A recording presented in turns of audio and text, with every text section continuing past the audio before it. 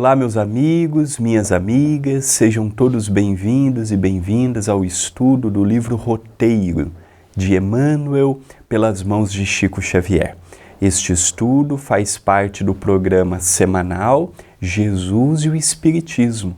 Então, é uma alegria profunda quando eu tenho a oportunidade de estar junto, estudando uma página de Emmanuel, este filósofo, este estudioso da espiritualidade superior, este espírito amigo que tutelou com tanta disciplina e amorosidade a mediunidade de Chico Xavier. Então eu cumprimento a todos que me assistem, bem como eu agradeço também a TV Mundo Maior pela oportunidade que estão me dando e a TV A Caminho da Luz. São as emissoras que transmitem ao público o estudo do livro Roteiro. Hoje vamos iniciar a primeira parte do capítulo 38, Missão do Espiritismo. Será que o Espiritismo tem uma missão? É Emmanuel quem responderá para nós, diz o benfeitor. A missão do Espiritismo, tanto quanto o ministério do cristianismo, não será destruir as escolas de fé até agora existentes. Ele inicia ensinando-nos que para que o Espiritismo cresça, nós não podemos diminuir as outras religiões e os outros religiosos. Quando eu falo de outras religiões nos meus programas, nos meus estudos, nas minhas palestras, é relembrando os fatos históricos, as cruzadas, a Inquisição, as guerras santas, mas não diminuindo as instituições, porque eu penso que quem está à frente dela somos nós, os homens. Então, quem iniciou a guerra não foi Jesus, foi a ignorância do homem em nome de Jesus. Então, eu não posso culpar os católicos, de modo geral, pelos equívocos do passado. Eu não posso pegar todos os protestantes e acreditar que fazem parte da linha da prosperidade, que todos visam só dinheiro e que todos visam só barganhar com Deus. Do lado do núcleo Chico Xavier, que é um departamento do CEPAC, aqui em Itapira, num bairro periférico, chamado Assade Alcice, o nome do bairro, temos uma igreja evangélica, muito séria, em que nos damos muito bem com seus líderes e representantes. E lá nós vemos o trabalho que eles desenvolvem junto àquela comunidade. Então, às vezes, nós pegamos todo mundo e colocamos no mesmo pacote. Ah, não, os evangélicos só visam dinheiro. Ah, os católicos só querem o céu fácil.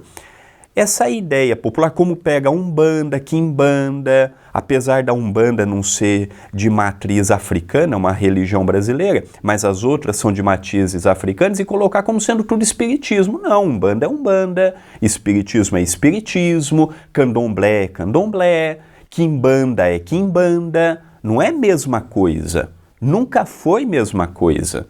Só que às vezes a Umbanda, esses outros, colocam lá centro espírita. Então nós respeitamos, mas temos que entender que cada qual... Ah, no centro espírita tem despacho? Não. Ah, centro espírita tem encruzilhada? Não. Centro espírita faz trabalho para alguém? Não. Centro espírita tem trabalho mediúnico aberto a público? Não. Isso é de outras religiões espiritualistas. O espiritismo é uma filosofia, uma ciência, uma religião. Então eu sou da opinião que para eu poder falar de alguém, eu tenho que conhecer este alguém. Para eu falar de alguma religião, eu tenho que conhecer esta religião. E não ficar pegando a superficialidade da religião e ficar criticando, denegrindo, menosprezando, caçoando. Olha, temos que respeitar. Ah, André, mas os outros não respeitam o espiritismo. Mas se Jesus esperasse que alguém o respeitasse para que ele respeitasse a partir do respeito alheio, Jesus não teria respeitado ninguém, porque ninguém respeitou Jesus. Então nós não temos que esperar do outro, nós temos que fazer a nossa parte. Se os outros falam mal da nossa religião, se os outros diminuem a nossa fé, se os outros não promovem a concórdia, o entendimento, respeitemos a limitação e a ignorância alheia, porque caçoar do que não conhecemos é ignorância. Respeitemos. Não é um problema nosso se os outros querem agir por ignorância, mas nós temos que ser os diferentes.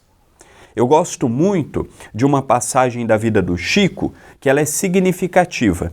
Certa feita chegou para o Chico uma pessoa muito feliz, e o Chico perguntou: ai, meu filho, o que te faz estar tão feliz? Ah, Chico, fechou um seminário aqui em Uberaba.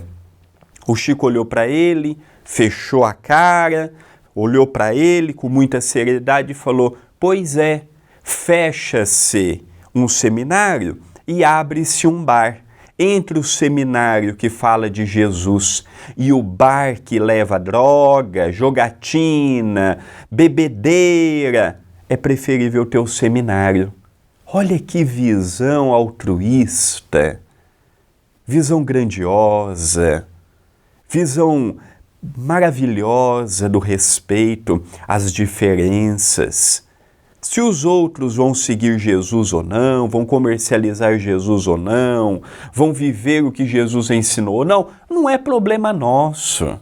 Cada um segundo as suas obras. Jesus não disse assim, cada um segundo a obra alheia. Não, cada um segundo as suas obras. Eu posso não concordar com o irmão católico, com o irmão protestante, com o irmão bandista e com até alguns espíritas, mas eu preciso respeitar a limitação e o tempo de cada um, tanto quanto sei também que não sou um espírita perfeito. Logo, não posso exigir perfeição do meu semelhante. Somos espíritos em depuração, somos espíritos em crescimento, somos espíritos aprendendo no dia a dia, não somos nada na ordem do dia. Sai o André, vem o melhor. Isso em casa, no trabalho, na sociedade, no templo de oração. Às vezes nós nos achamos muita coisa. Olha, tá difícil a gente achar 4 pessoas para carregar a nossa alça do caixão até o cemitério. Tá difícil a gente achar amigos que não sejam de churrasco, de bebedeira, amigos de Instagram, amigos de Facebook. Então o Chico, ele promoveu. Certa feita, o meu pai foi passar um aniversário do Chico, na casa do Chico, em 1998, 2 de abril de 1998, o Chico completando 88 anos de existência. E na frente do meu pai tinha 4 sacerdotes com a batina da Igreja Católica Apostólica Romana. Chegaram para o Chico e falaram: Chico, eu sou o padre da igreja tal, fulano é o padre da igreja tal. E o Chico conversou, deram risadas e no final eles brincaram assim: Chico, nós não poderíamos permitir que o Senhor desencarnasse e deixássemos de te conhecer. Todos deram risada porque a palavra desencarnação é uma palavra criada e usada por nós os espíritas. Esse foi um homem bom, que não precisou diminuir ninguém para crescer o seu nome. Não precisou diminuir ninguém para que a sua fé pudesse mostrar: a minha fé é a verdadeira, a minha fé é a melhor, a minha fé é a que promove a salvação. Pelo contrário, logo no Evangelho, Allan Kardec coloca: fora da caridade não há salvação. É o trabalho com o necessitado, necessitado da matéria e necessitado do espírito, necessitado do alimento físico, como necessitado também do alimento espiritual. E é esta visão espírita que me alimenta diariamente a promover os estudos e os programas que eu tenho na TV Mundo Maior, na TV A Caminho da Luz, na Rádio Boa Nova, no Centro Espírita Perdão, Amor e Caridade, quando tenho a oportunidade de fazer uma palestra virtual. É o trabalho. Nada mais do que vermos esta fé. A fé é proporcional à crença. A fé é proporcional ao entendimento. A fé é proporcional ao nosso grau de maturidade espiritual. Por isso que em artigo de fé, em matéria de fé, nós não podemos exigir do próximo. Fé é pessoal e intransferível. Ou eu sinto ou eu não sinto. Ou eu possuo ou não possuo. Não existe meia fé. Como não existe uma mulher meio grávida. Como não existe uma pessoa meio casada. Ou é ou não é. Assim também se faz quando o assunto é fé. E tem pessoas que vão passar a vida toda e não vão ter fé. E temos que respeitar. No passado, fomos nós também a não termos fé. Fomos nós também a procurarmos e não encontrarmos aquela alegria para seguirmos o trabalho com Cristo. Então nós estamos vendo que o Espiritismo tem sim uma missão, mas esta missão não diminui em absoluto a missão das outras religiões, dos outros religiosos. O Espiritismo nos traz um material que hoje gradativamente outras religiões já vêm usando, ao ponto de Leon Denis nos dizer: o Espiritismo não será a religião do futuro, mas sim o futuro das religiões. O que isso significa? Que o conteúdo que hoje nós temos de vanguarda servirá para o entendimento e para a clareza também das demais religiões, em que nós estamos resgatando gradativamente o cristianismo primitivo. As duras penas, com muita dificuldade, com muita luta, com muito sacrifício, lutando no dia a dia pela interiorização da própria mensagem, o que nós sabemos que leva-se um tempo natural.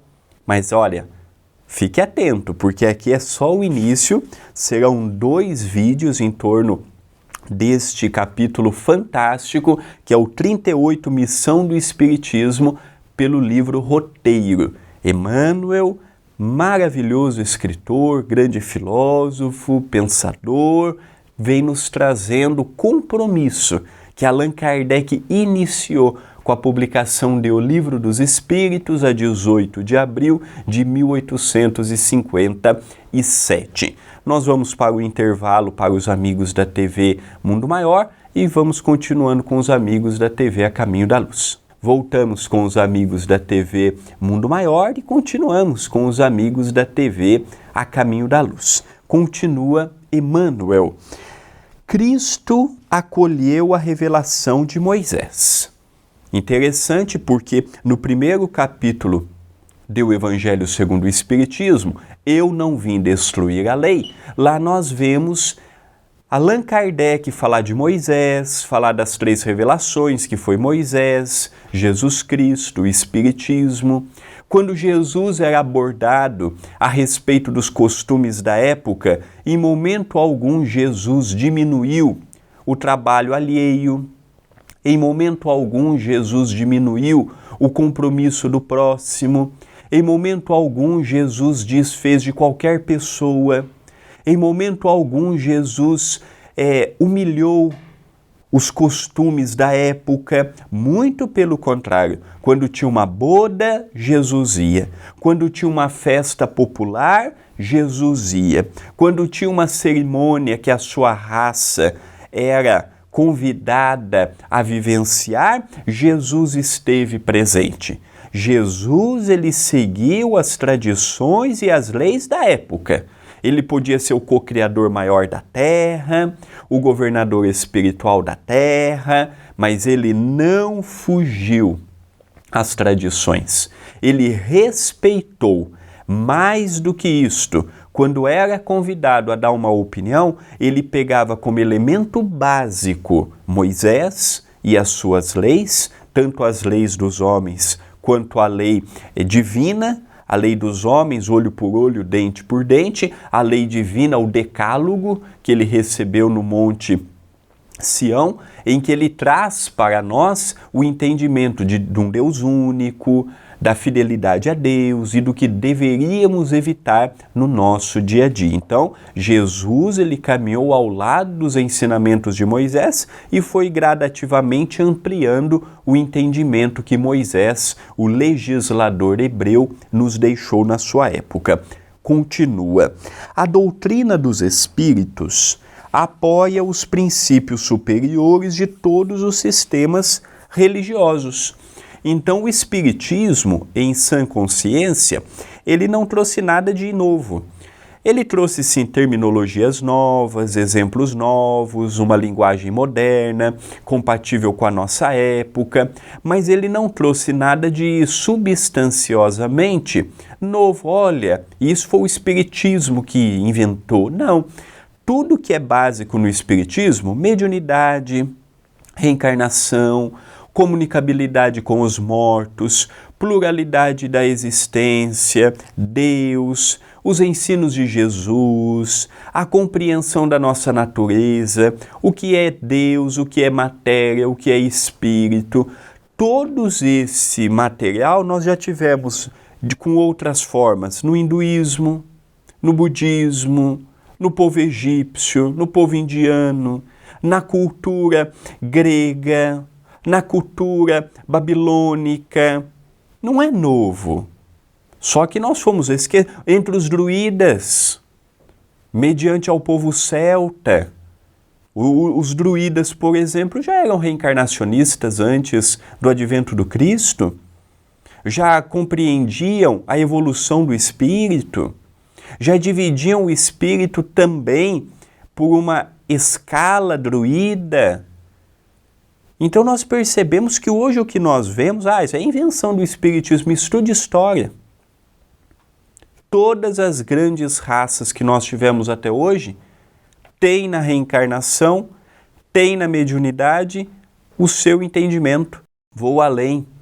Os livros básicos de todas as religiões são livros mediúnicos, com direta participação dos espíritos ou pela intuição. Todos eles. Então não é, o Espiritismo inventou, o Espiritismo criou, o Espiritismo tirou da sua própria cabeça. Não, nós não tiramos nada da própria cabeça, nós apenas trouxemos um conteúdo milenar para uma linguagem acessível à modernidade. Jesus falou compatível com a sua época, Moisés falou compatível com a sua época e o Espiritismo fala compatível com a nossa época. Continua Emmanuel. Jesus não critica a nenhum dos profetas do Velho Testamento. O Consolador prometido não vem para censurar os pioneiros dessa ou daquela forma de crer em Deus. Interessante, porque Jesus, ele foi indagado sobre os grandes antecessores dele, que ele coloca aqui, não é? Os profetas do Velho Testamento. Jesus foi perguntado. E Jesus sempre enaltecia o trabalho que ele tinha. Interessante porque era a mesma postura, o mesmo comportamento de Chico Xavier. Quando chegava para ele um Chico, Chico, fulano tá assim. Não, meu irmão, vamos orar, é um bom coração, tem um bom fundo, às vezes está passando por um momento difícil, não vamos desistir dele não. E aí continuavam a jornada evolutiva. Esse exemplo que eu estou dando prático nos mostra a grandeza do espírito. Às vezes nós temos aquela ideia, não é, de Às vezes nós temos aquela ideia de que eu vou diminuir o trabalho do outro. Geralmente, quando nós falamos mal de alguém, é por inveja. Difícil a pessoa que dá uma sugestão construtiva. A nossa crítica geralmente ofende, magoa, a gente não mede as palavras, a gente não mede se vai magoar ou não. Por isso que a gente tem que tomar muito cuidado com a forma de se expressar. Isso eu tenho muito esse cuidado, porque às vezes a minha cabeça é muito acelerada e na ânsia de querer fazer muito e vai fazendo, a gente não vê a forma que fala, a forma que age. Isso eu tomo muito comigo, ainda não consegui. Vamos ver se agora em 2023 eu consiga dar uma apaziguada nisto. Mas a gente tem que tomar cuidado, porque na ânsia de querer fazer, às vezes a gente vai dar uma opinião e dá uma opinião rápida, não pensa no que fala, não pensa na conclusão que aquilo pode ter e nós podemos, evidentemente, que magoar as pessoas, nós podemos ferir as pessoas, o que não é o alvo do nosso estudo. Nós estamos num momento em que precisamos construir ideias e não diminuir. Nós estamos num momento em que nós precisamos construir um entendimento e não rebaixar os outros. Isso é importante de nós termos em mente. Às vezes, na ânsia de querer promover o espiritismo, promover a nossa casa espírita, promover o nosso trabalho, inconscientemente, nós diminuímos o próximo. Está errado. Está errado. Sem respeito eu não chego a lugar algum. Eu posso não concordar com a abordagem, com a fala, com a interpretação, mas eu preciso, no mínimo, respeitar. É respeitando que se é respeitado. É respeitando que se é respeitado. E Jesus foi o exemplo disso. Agora, em 2023, a pedido do Dr. Adroaldo, nós vamos falar cada vez mais de Jesus. Cada vez mais programas, cada vez mais meditações, é trazer Jesus para a nossa vida, é trazer Jesus para as nossas reflexões. Cada vez mais vamos ter programas, palestras, matérias falando a este respeito, porque vivemos um momento em que quanto mais trazemos Jesus com a fé raciocinada, não imposta, raciocinada, mais nós vamos sentir a fortaleza para continuarmos a nossa peregrinação nesta dimensão. E encerro o último parágrafo deste programa. O Espiritismo é, acima de tudo, o processo libertador das consciências, a fim de que a visão do homem alcance horizontes mais altos. Eu adoro esta frase de Emmanuel.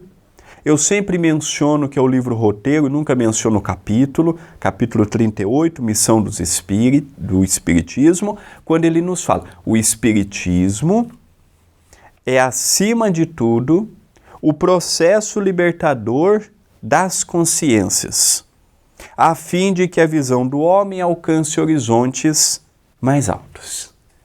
Olha que definição doce e clara que o Espírito nos dá. Que o Espiritismo ele não veio para mudar o mundo, não veio para mudar os governos, não veio para revolucionar o outro. O Espiritismo veio para revolucionar o nosso eu. Aí eu lembro de André Luiz, pelas mãos de Chico Xavier, que diz assim, o Espiritismo não é a doutrina nem do vós e nem do nós, e sim da primeira pessoa do singular, eu. Eu preciso amar, eu preciso mudar, eu preciso respeitar, eu preciso fazer a minha parte, eu preciso me colocar à disposição do trabalho. O outro é responsabilidade do outro. Se ele fará a parte dele, é problema dele, com a consciência dele. Se ele vai corrigir suas inclinações, é dele com ele. Tanto é que a espiritualidade falou, meu filho, o problema que você está enfrentando do outro repercute em você? Não. Então o outro faça o que deseja. Se o problema do outro estiver repercutindo em você e tolhendo o seu livre-arbítrio, aí sim você tem que ir e chegar e conversar. Do contrário, cada qual segundo as suas escolhas. Então o Espiritismo abre a nossa conscientização de que o mundo não é perfeito, de que o casamento é difícil, de que os filhos são reencontros dolorosos do passado, de que estamos nessa escola que é a crosta para purificarmos os nossos sentimentos e, ao mesmo tempo, exprimirmos de nós, tirarmos de nós o homem velho, por meio da expiação, por meio da provação. Esse é o convite. Não se alterou nesses últimos 2000 anos. Não se modificou nesses últimos 2000 anos. O convite é o mesmo. Jesus, quando falava para corações. E não para, vamos tirar o César lá de Roma, vamos tirar o rei Herodes, vamos tirar todos aqueles que têm uma vida boa, de inércia, ganha muito e faz pouco. Nunca foi o discurso de Jesus. Nunca foi esse o discurso de Jesus. O discurso do Mestre foi sempre de amor, foi sempre de bondade, foi sempre de caridade, foi sempre de olharmos o lado do outro e fazermos o que está ao nosso alcance. Por isso que o Espiritismo não é para qualquer um. O Espiritismo não é para o melindroso, o Espiritismo não é para o cansado, o Espiritismo não é para o ocioso, o preguiçoso que não quer nada com nada. O espírita bem compreendido é aquele ser imperfeito ainda, mas que procura no seu dia a dia trabalhar com as imperfeições e tentar renovar por meio do esforço, da dedicação e da alegria renovada, seguindo o caminho do bem, tendo Jesus como nosso mestre e nosso amigo. Estamos terminando o programa Jesus e o Espiritismo, estudando o livro Roteiro. Estudamos hoje a primeira parte do capítulo 38, Missão do Espiritismo, e na próxima semana daremos continuidade. Votos de muita paz, de muita luz, que Jesus nos abençoe hoje e sempre. Até o próximo encontro.